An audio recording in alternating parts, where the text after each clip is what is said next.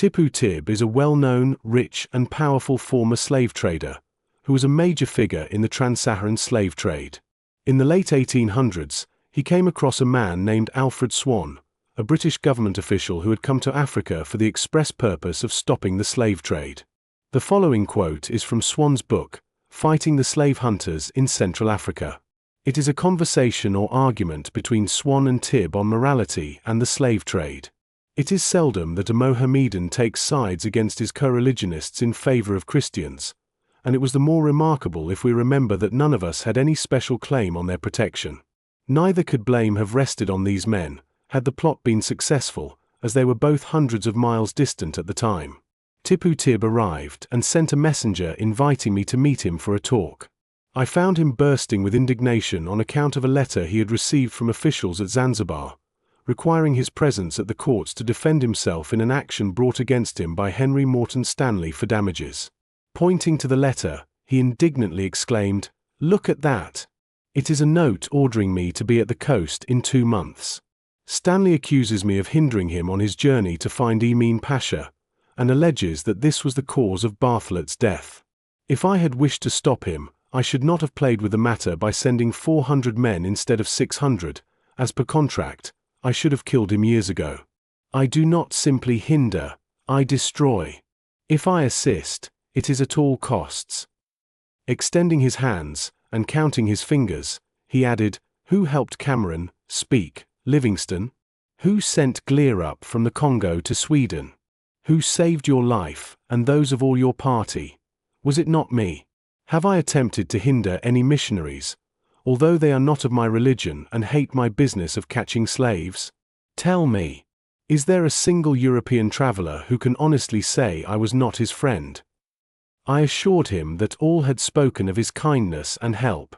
It seemed only to fan the flame, for he ran on, "I am mad with anger when I think of what we did for Stanley during his first and second journeys through this country.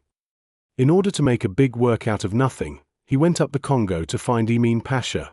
Why not have walked up the much less expensive road from the east coast?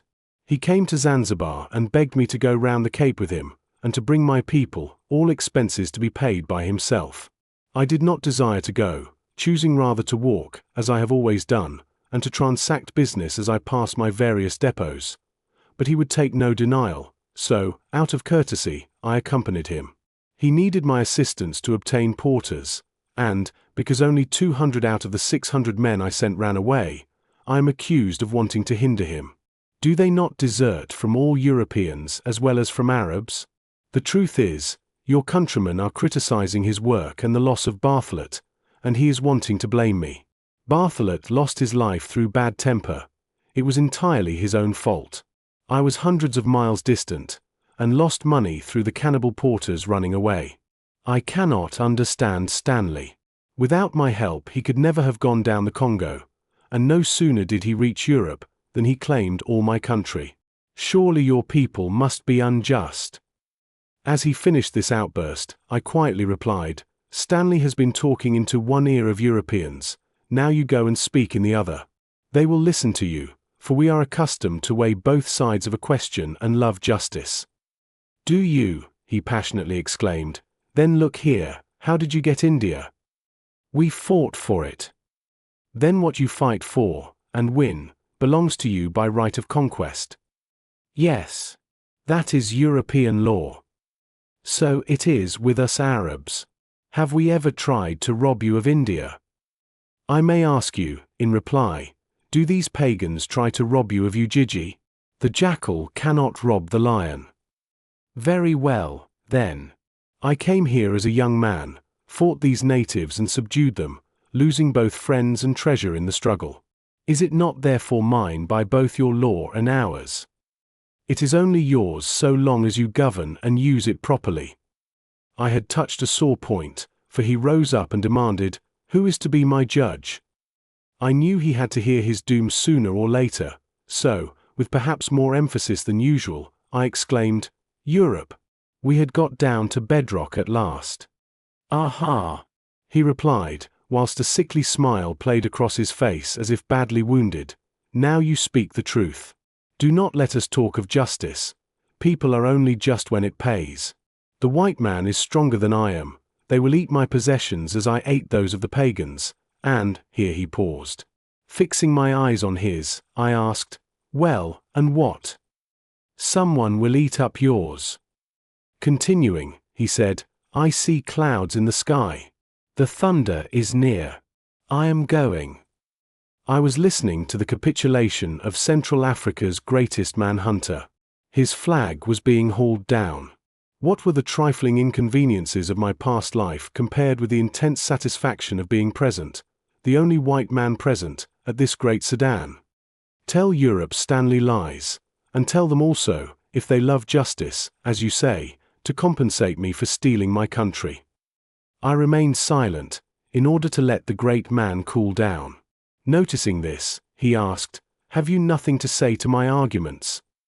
"Yes, I have.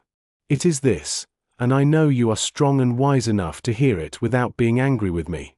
Europe has sickened of your cruel slave operations and determined to stop them.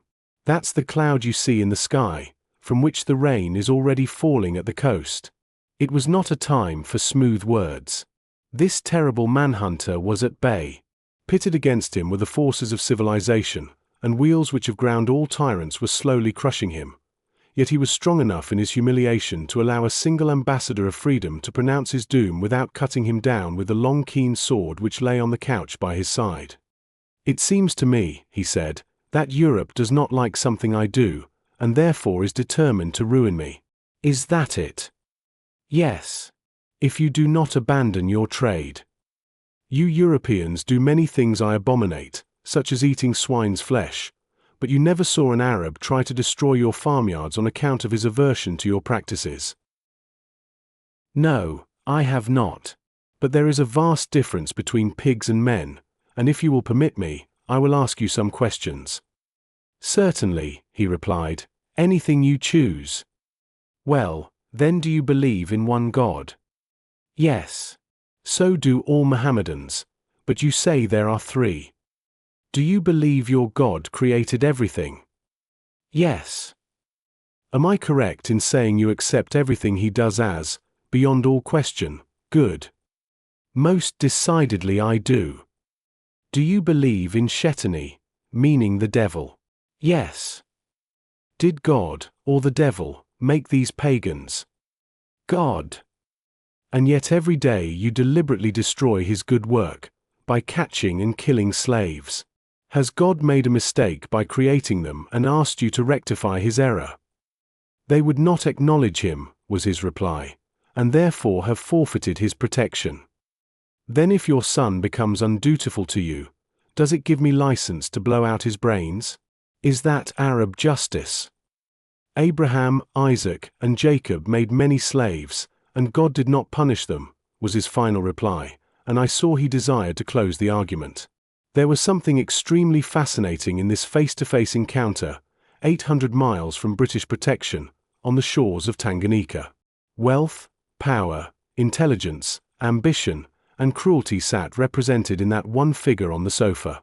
Thousands of men and guns were at that moment at his command, but his active brain had weighed them in the balance against yonder little rain cloud, and found them wanting.